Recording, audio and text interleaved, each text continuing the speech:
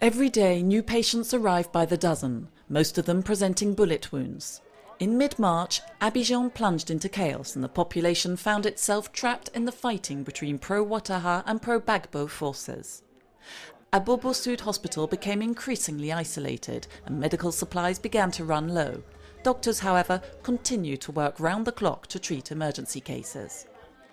Le 17 mars, il y a eu une attaque sur le marché.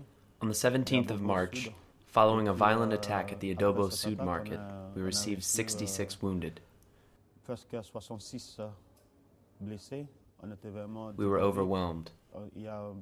We had patients in need of amputation, others who needed chest drains, and so on. I'm not sure we'll be able to cover medical needs if it carries on like this. During the same period in March, further west on the road between Toulipleu and Danane, the situation appeared calm. The reality, however, was quite different. Fighting has left the western part of the country in chaos and the population abandoned. L'idée pour accéder à ces populations, c'est de faire des cliniques mobiles. We want to reach those people through mobile clinics. We'll be based at different sites a couple of days a week, giving people access to primary health care. D'avoir un accès d'abord aux soins primaires. This is what remains of Binoué Hospital, signs of looting and violence everywhere.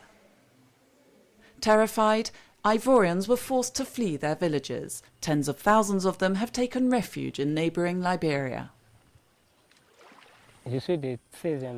I'm from Fizende, a kilometre away from the town of Toulipleu. I fled my home. I left everything behind. I fled into the bush, and now I'm here.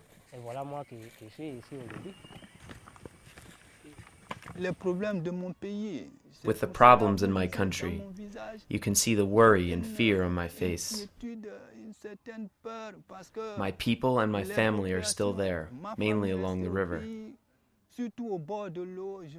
I don't know what's going on. I may have saved my own life, but what about the others? Whether in refugee camps or in villages along the border, Ivorians are unable to tell when or under what circumstances they will be able to return home. In the meantime, the Liberian population, haunted by the memories of their own past, are doing all they can to help. A ferry converted into an ambulance enabled MSF to provide assistance to the residents of Misrata in Libya. Local medical facilities, overflowing and short on supplies, were unable to cope with the numbers of wounded. An MSF team arrived in Misrata on the 4th of April. They delivered medical supplies before evacuating dozens of wounded to Tunisia. Well, we got 71 patients, and we considered 11 of those patients in a critical condition, and we had 2 in a life-threatening condition. And luckily it all went well during a pretty rough transport to start with, where a lot of waves. We had to crawl on our hands and knees because if you were standing up carrying things, you always ran the risk of falling on top of somebody with a fracture or something and really doing them damage. The journey lasted 13 hours. As soon as the boat arrived in Tunisia, 20 or so ambulances transferred the patients to different local hospitals. All of the patients survived, including those with the most severe injuries. He was one of the critically ill patients, had bullet wounds to his chest, abdomen, legs and shoulder. Had we not taken him out, he would not have survived. He was critical at the beginning. We gave him blood transfusions and he stabilised. Médecins Sans Frontières teams continue their work elsewhere in Libya, notably in the rebel stronghold Benghazi. Here too, medical supplies are running low. MSF has provided more than 40 tons of medical and surgical material to medical facilities in the east of the country.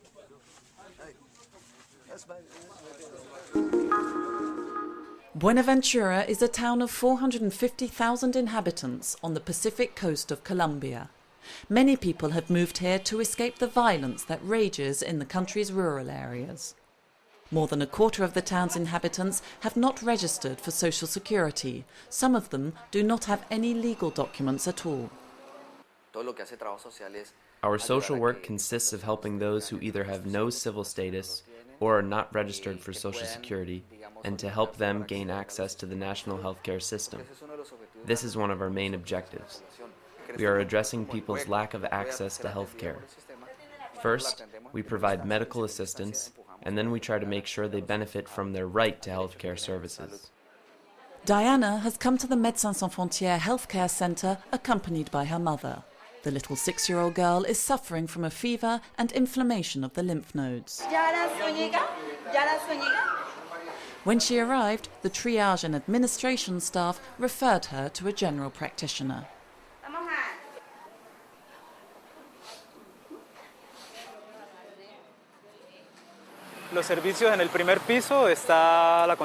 Nursing appointments and casualty cases are treated on the first floor. On the second floor, there are sexual and maternal healthcare services and mental health consultations too. And then, on the third floor, there is nutritional care and social and psychological support teams. The centre has set up a family planning programme which includes birth control through to antenatal care. Victims of sexual violence, who are particularly neglected by the official healthcare system, are provided medical, social and psychological care.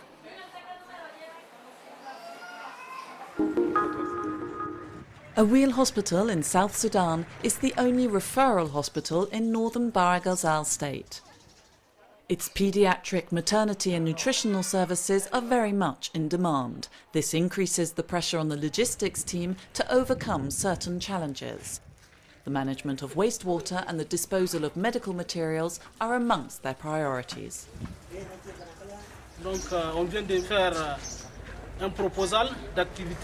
We've just submitted a proposal to improve hygiene in the hospital. Here in Awil, infiltration levels are very low, so we need to set up alternative systems to manage wastewater. Every day we use approximately 30,000 liters of water here in the hospital.